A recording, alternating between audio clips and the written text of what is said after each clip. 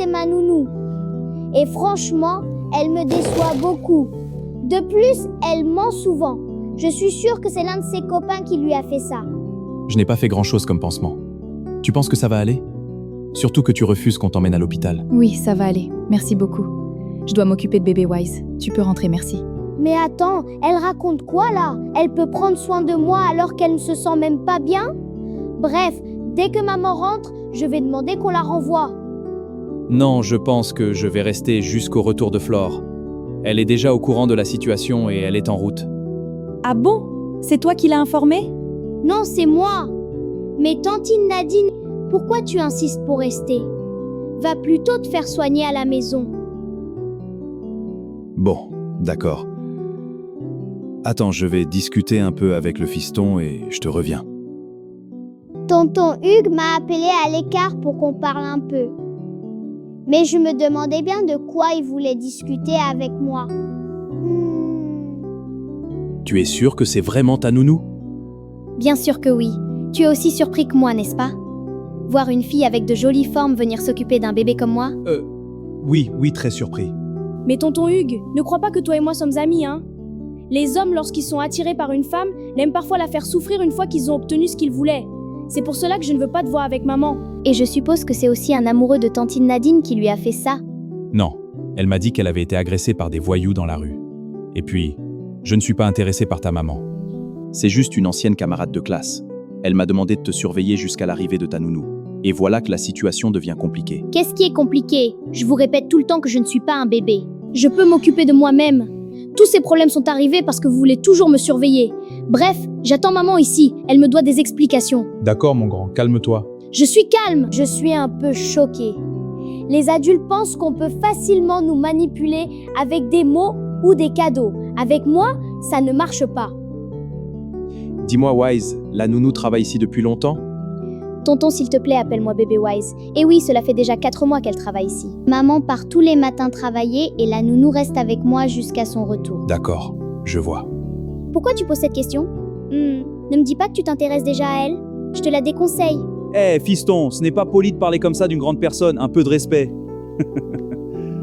Désolée, tonton Hugues, si je parle souvent comme ça, mais j'exprime simplement ce que je ressens. Oui, je comprends, mais parfois il vaut mieux observer sans parler. Chez moi, c'est mission impossible. Moi, je parle toujours quand c'est nécessaire. Les adultes sont vraiment bizarres. Mais Nadine, qui t'a fait ça? Je ne sais pas, madame. Ce matin, j'ai accompagné mon cousin qui venait récupérer des affaires de ma mère. Après l'avoir quitté à la gare alors que je venais ici, plusieurs hommes m'ont surprise avec des armes. L'un d'eux m'a frappé au visage. Oh là là, ça, c'est un gros mensonge. L'autre jour, elle disait à son amoureux au téléphone que sa mère était décédée l'année dernière. Bref, elle doit partir. Maman, je peux te parler un instant?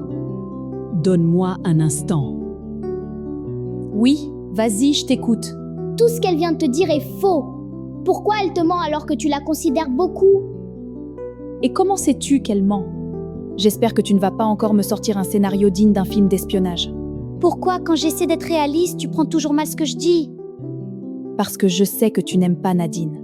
Et parfois, quand on n'aime pas quelqu'un, on peut facilement inventer des histoires pour s'en débarrasser. Donc je n'ai plus le droit de signaler un danger? Je voulais juste dire qu'elle avait déjà affirmé à son amoureux au téléphone que sa mère est morte l'année dernière. Tu sais quoi? Monte dans ta chambre. Je vais libérer Hugues et Nadine, puis on reparlera de tout ça.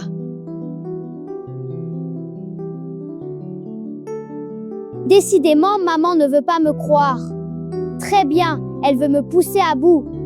Je vais lui montrer de quoi je suis capable, juste pour que cette nounou parte. Bon, Nadine, repose-toi. Demain, tu restes chez toi pour récupérer. Non, madame, ça ira. Je pense que les douleurs sont passagères.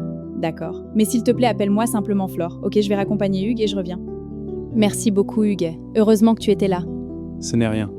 Mais dis-moi pourquoi tu grondais bébé Wise? Tu te trompes. Il n'est l'ami de personne. Il observe tout le monde comme un psychologue. Oui, je l'ai remarqué.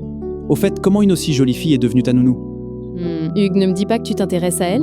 Non, je suis juste surpris. Les filles de son genre ne choisissent pas souvent ce métier. Ma situation est très compliquée à expliquer et mon histoire est assez longue à raconter. Je t'expliquerai un autre jour si tu veux. D'accord, pas de pression. Déjà que ma journée a été très compliquée et bébé Wise aussi. Tu as raison. En tout cas, je suis là si besoin. D'ailleurs, demain soir, si tu veux, on peut sortir un peu avec le fiston. Avec plaisir. À plus tard, je vais voir mon petit monstre. Petit monstre? Bon, ce n'est pas grave, mais je ferai tout pour te séparer de cette nounou. Allô? Bébé Wise? Wise, tu es là? Elle ne sait pas encore quelle surprise l'attend. Oh Seigneur, ne me dis pas que... Rendez-vous dans l'épisode 3.